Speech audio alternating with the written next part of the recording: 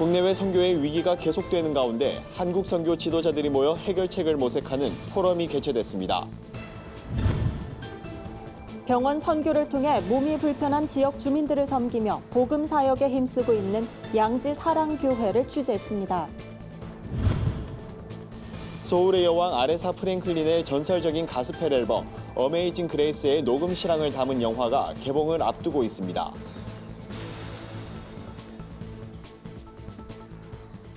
안녕하십니까. 구티비 뉴스입니다.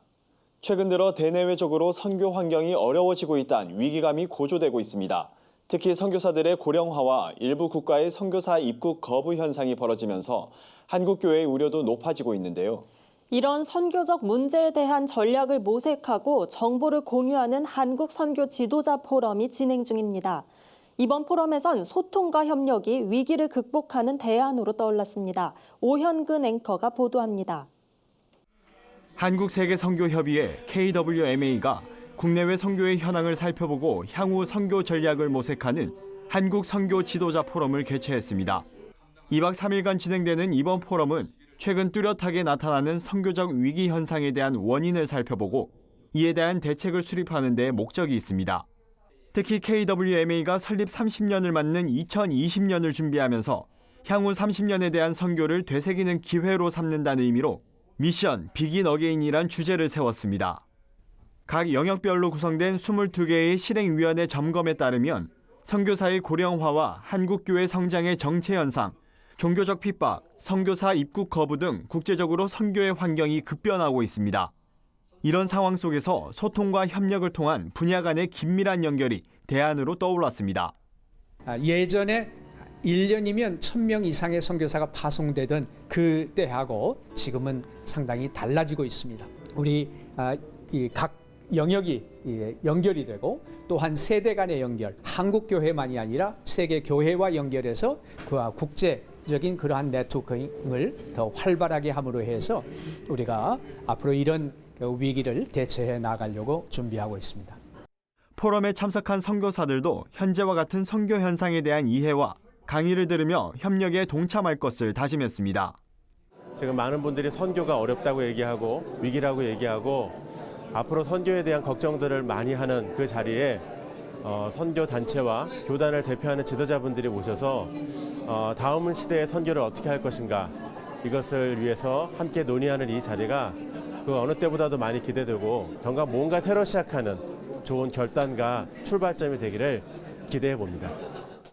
18회를 맞는 한국 선교 지도자 포럼은 참석한 선교사들이 이슈에 대한 보고와 토론을 거쳐 2020 선언문을 발표함으로 일정이 마무리될 예정입니다.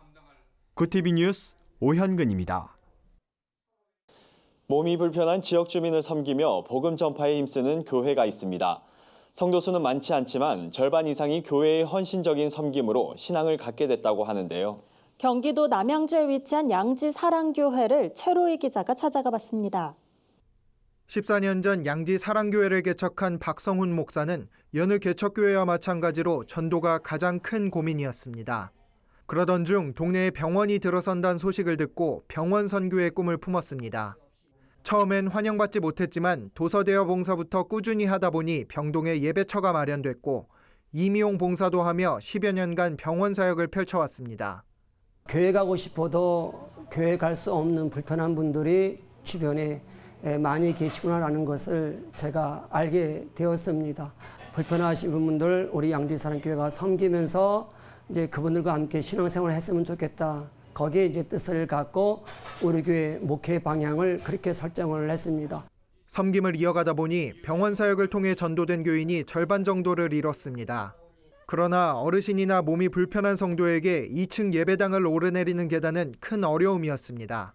심지어 교회에 나오기로 마음먹었지만 계단 때문에 발걸음을 돌린 경우도 있었습니다. 마음이 좀 부담이 너무 가요. 나 혼자 떳떳이 좀 들어가고 싶은데 괜히 붙잡아주면 좀 그분들도 힘들 것 같고 나도 마음적으로 힘들고 신세를 지니까. 박 목사와 교인들은 1층 예배당이 마련되길 기도했습니다. 그러던 중 재개발 때문에 내년 1월엔 건물을 비워야 한다는 통보를 받았습니다. 어렵사리 인근 부지를 얻긴 했지만 교회 건축은 아직 시작도 못한 상황입니다. 막막함 속에 할 수 있는 건 기도뿐이었습니다. 가진 거 없는 교회인데 그로 인해서 우리가 없는 거에 늘 감사하라 그랬잖아요. 그렇기 때문에 매일 주님 앞에 기도할 수 있는 게 너무 감사하고 예수님을 따라 소외된 이웃을 섬기겠다는 양지사랑교회가 지금의 어려움을 딛고 복음의 희망을 전할 수 있게 되길 바랍니다. 굿TV 뉴스 최로입니다. 소울의 여왕 아레사 프랭클린의 전설적인 가스펠 앨범 어메이징 그레이스 제작 과정이 28일 영화로 공개됩니다. 어메이징 그레이스는 미국에서만 200만 장 이상 판매되는 등 역대 가스펠 앨범 중 최다 판매량을 기록하며 기네스북에 등재된 앨범입니다. 영화 어메이징 그레이스엔 1972년 미국 로스앤젤레스의 뉴템플 미셔너리 교회에서 진행된 아레사 프랭클린의 가스펠 녹음 실황이 담겼습니다. 앨범의 탄생 과정이 대중에게 공개되는 건 당시 촬영 이후 47년 만에 처음입니다. 관객들은 아레사 프랭클린의 모습뿐 아니라 지역 성가대와 녹음에 참여한 관객들이 하나 돼 가스펠 라이브 앨범을 완성해 나가는 과정을 생생하게 감상할 수 있습니다. 또한 최고의 전성기를 누렸던 아레사 프랭클린이 작은 교회에서 지역 성가대와 함께 혼신을 다해 가스펠을 부르는 모습은 관객들에게 감동을 선사할 예정입니다. 한편 고 아레사 프랭클린은 그래미상 18관왕, 7,500만 장 이상의 음반 판매량, 롤링스톤지 선정 역사상 가장 위대한 가수 1위 등 수많은 업적을 세운 크리스천 아티스트로 2018년 소천했습니다.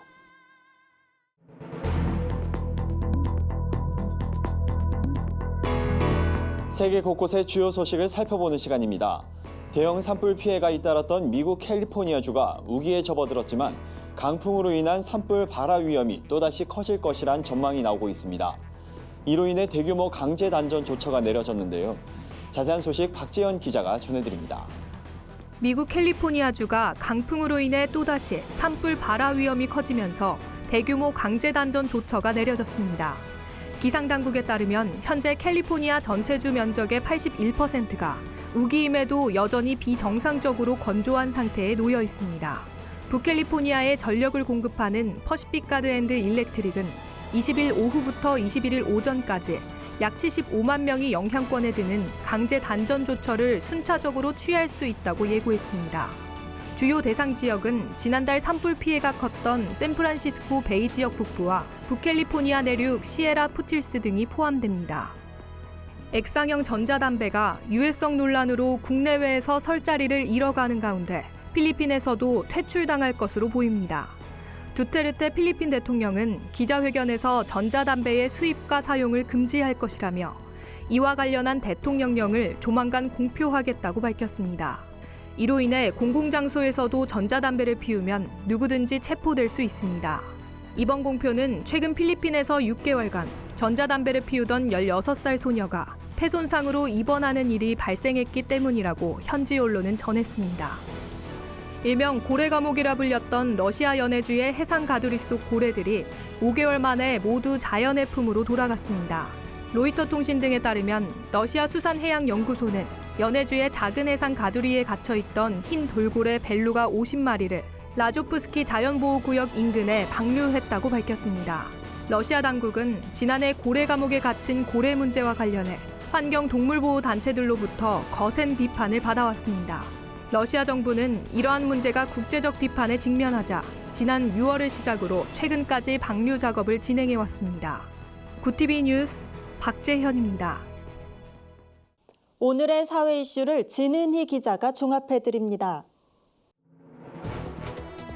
오늘의 이슈 포커스입니다.